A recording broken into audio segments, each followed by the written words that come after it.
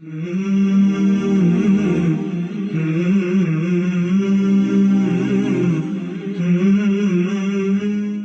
to escape the crippling trap of a multi-layered, complex emotional experience. Emotional experiences can be multi-layered and very complex. We have got two breakthrough ideas for you this week. Do you remember feeling trapped under strong emotions, hating yourself on why you're feeling that way, and triangling between anger, self-pity, and grief? Our first idea will empower you to embrace strong unwanted emotions, realize that there is a complex interaction of various values, results, and exerted efforts that create an emotional feeling. Ask the right questions, break up the complex layers of emotions, and really simplify that emotional experience to a point that you can direct all that powerful emotional energy towards constructive behavior.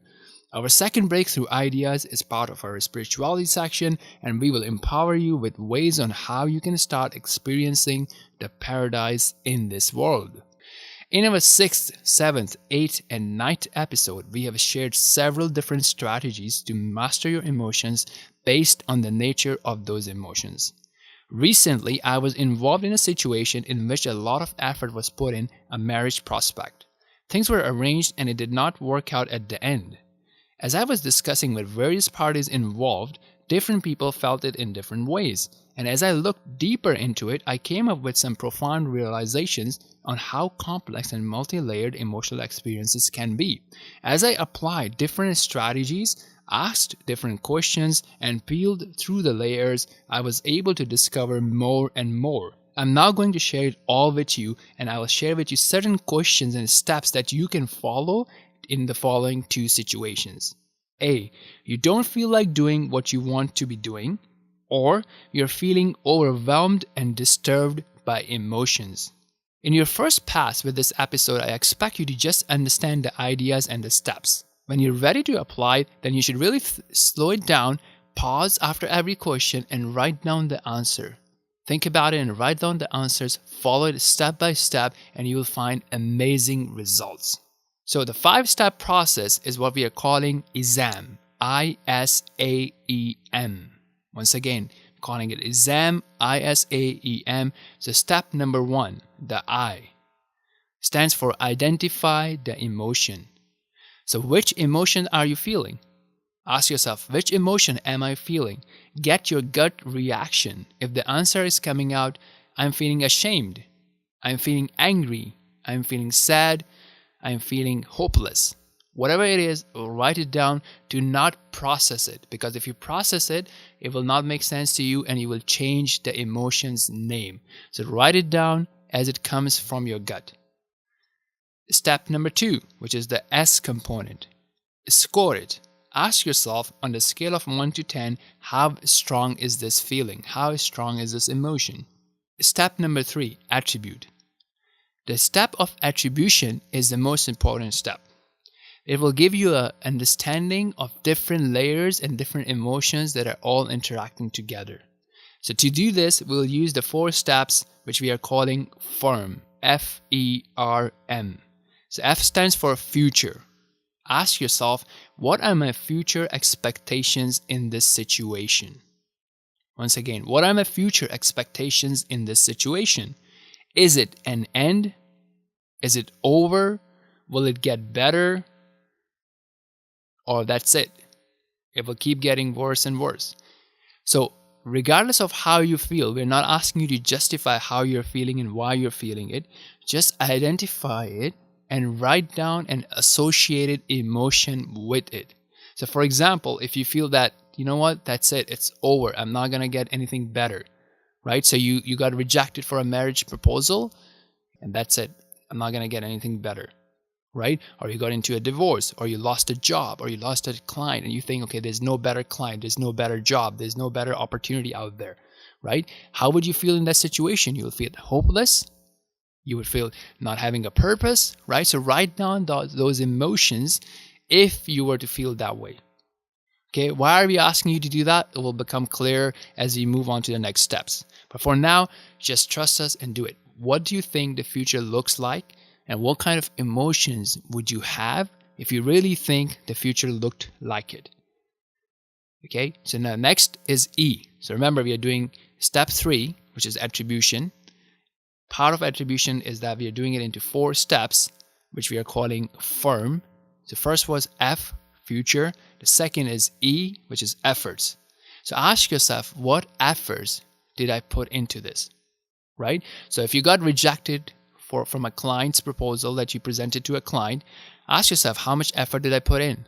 Was it too much or too little? How can efforts be too much, right? So think about it. For anything that you're trying to achieve, the efforts require focus and energy, right? As well as time. So when you're putting focus into something and you're putting time into something, that focus and time is coming from something else, right? So sometime you might be eating into other areas of your life.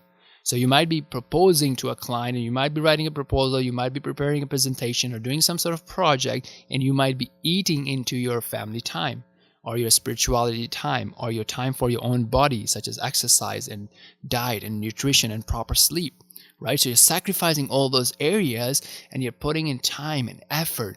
And imagine if that thing was to fall through, right? Not only would you be sad, but now you also have to make up in all those other areas of your life. So you might feel a bit angry or regretful at your own self as well, right? So identifying that is very, very important, because this will help you understand the different emotions that will result based on how you're feeling, right? So for example, if you're feeling that you put in too much effort and you sacrificed all other areas of your life, you might feel a bit regretful or ashamed or angry at your own self, right?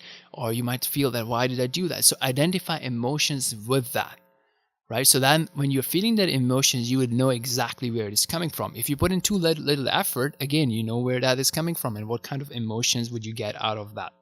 Next step in the firm is R, which is reality check. So what really happened? This is about actual facts, right? Sometimes something would happen and we would really magnify it in our heads, or we would really belittle it. So think about it. What exactly happened? If it was a rejection from a client, a rejection from a marriage prospect, or a loss of a job, or a loss of a business opportunity, write it down as it is. Don't try to magnify it and don't try to belittle it. The 4th step is M. So within the firm, we are still doing step 3, which is attribution. And we have this acronym of firm in step 3. So the M is for a meaning. What does it mean to you? What does it tell you about yourself? Does that tell you that you're not good enough? You're always unlucky, whatever that means to you. You know, God is always not giving you what you deserve. You're always being treated unfairly. Whatever that is, what does it mean to you about yourself? And if you were to take that meaning, what kind of emotions would you get? Once again, look, we're not trying to justify it. We're not talking about is it the right way to feel or not, but what are you truly feeling? And if you were to feel that way, what kind of emotions was it going to give you? Next, what does it tell you about others, right? So if you lose a job, or if you lose a client, or if you lose a proposal or get rejected on a proposal from a marriage candidate, okay? Or you get divorced, what does it tell you about the other person, about the other party? Right? Are they mean? Are they not realizing your value? Are they being ungrateful to you? What does it mean to you? Right? Or you think that, hey, you know what? They just have a different point of view and you wish them all the best. Or are you angry at them? What does it mean to you? Okay. Next, what does it tell you about the people on your team? So your friends, your team members, your parents, your relatives, and so on and so forth. Whoever was involved in that situation, what does it tell you about them? Were they by your side? Are they still with you? Right? If you were to feel that way, you would have different emotions. You may be grateful and hopeful for great things in the future because you think that you have a great team beside you or a great team by you, right? But if you think they're not doing enough for you, they're stabbing you in your back, you would have a different emotion. So what do you think about the people on your team? Okay, so now that you've done this 4-step process in the 3rd step of attribution, we'll move on to the 4th step, the original process, which is ISAM, I-S-A-E-M. So the 4th step is E, which is eliminate or accept. So all the previous step that we did in the firm part, realize which of them are true and which of them are untrue. So for example, if your meaning about the future is that the future is going to be worse, where does that come from? Is it right? Is it correct? Is it true? Or is it just the way that you feel, right? And we have discussed in the last episode that Satan puts in bad thoughts and feelings of hopelessness, right? And forgetting the mercy of Allah subhanahu wa ta'ala. So where is that coming from? Where is your idea of the future is going to be worse coming from? Right? Whereas in the Quran, in the Kitab, in the speech of Allah, we know Allah subhanahu wa ta'ala says, Inna ma'al usri yusra. Indeed, with hardship is ease. And He subhanahu wa ta'ala says that perhaps it may be that you dislike something and it is good for you, and vice versa. Right? And in the Hadith Qudsi, we know that Allah subhanahu wa ta'ala says that I am like my servant thinks of me. Right? And we know the meaning of tawakkul, the reliance upon Allah subhanahu wa ta'ala, that He will bring us what is beneficial for us and what is good for us. And we know what we are told as Muslims, that when we lose something, what do we say? Inna lillahi wa inna ilayhi raji'un. That verily we belong to Allah and all of our possessions belong to Allah, and to Him we will return. And then the Muslim continues to ask Allah subhanahu wa ta'ala that, oh Allah, reward me for this loss and replace this for me with something that is better. Right? So that is the attitude. So now you're realizing that, hey, you know what? If I'm thinking that the future is going to be worse, then I may feel purposeless. I may feel hopeless. And I may not be driven to take more action in the future. Right? So now you've noted an emotion of hopelessness. And you know that it comes from a meaning which is untrue. So that means you need to eliminate that. And if you're feeling hopeless, then you know that, hey, this is coming from something that's untrue. So I have to check it off, right? So this exercise that we are doing will help you whenever you're feeling whenever you're feeling that I don't want to take action, I don't want to take risk, I don't want to try. Now you can relate it back to where it is coming from. Is it coming from a true fact, or is it coming from a false perspective? Right? So this will help you to realize what needs to be accepted and what needs to be eliminated. Okay, for things that need to be accepted, right, such as, I'm feeling sad because I put in all that effort and it did not went through. So I'm feeling sad. So you will accept it. Now, what really happens sometimes people are disturbed. Hey, why am I feeling sad? Right? So they're not upset because they're feeling sad. They're upset as to how can they feel sad. They're upset. They think they're weak because they're feeling sad.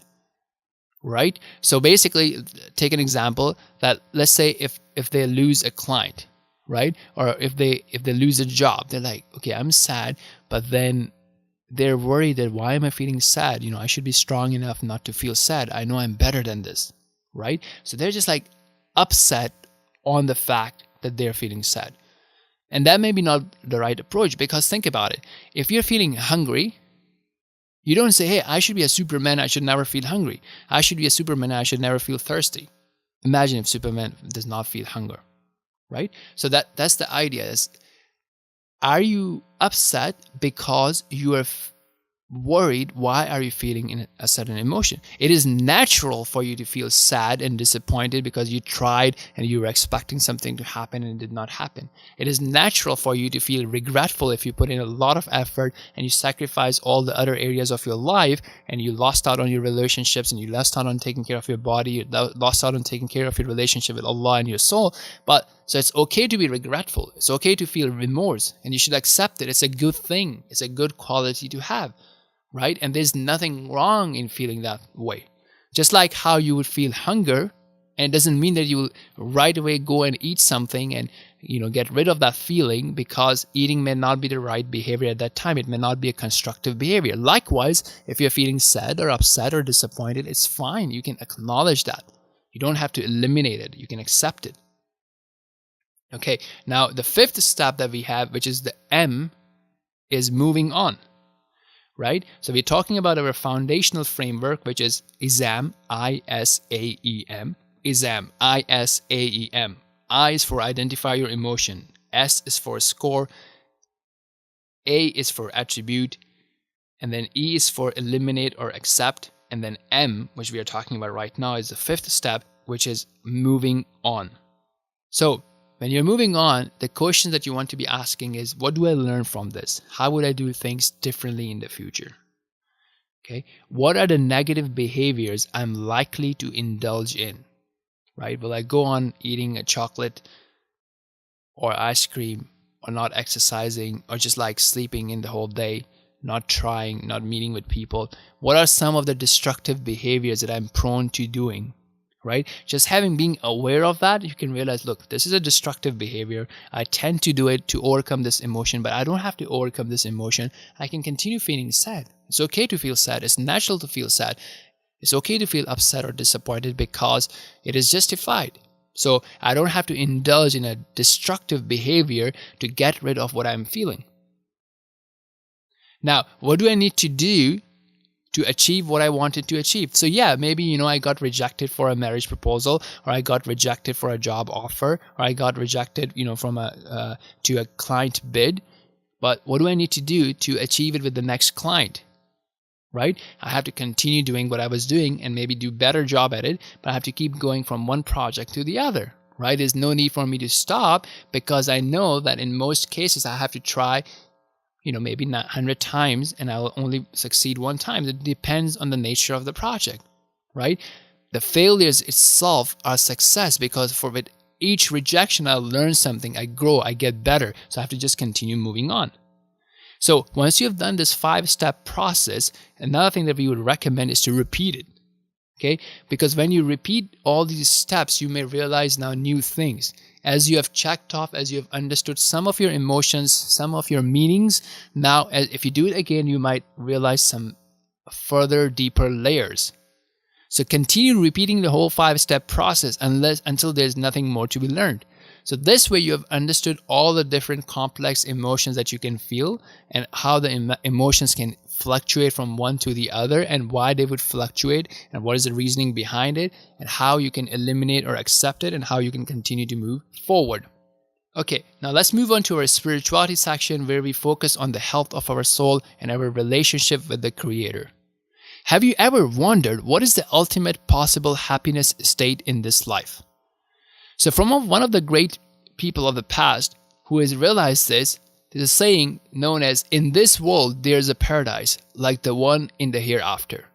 Whoever enters it has entered the real paradise, but whoever does not enter it has not entered the paradise in the hereafter.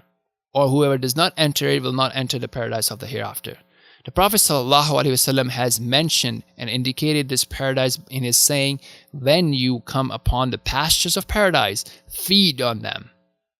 On being asked what these pastures of paradise were, he ﷺ replied that these are the circles, these are the gatherings where Allah was remembered.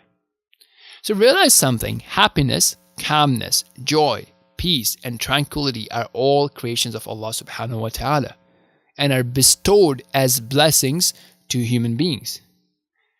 So the one who bestows it has also given us certain promises around who he gives these blessings to, and why and when.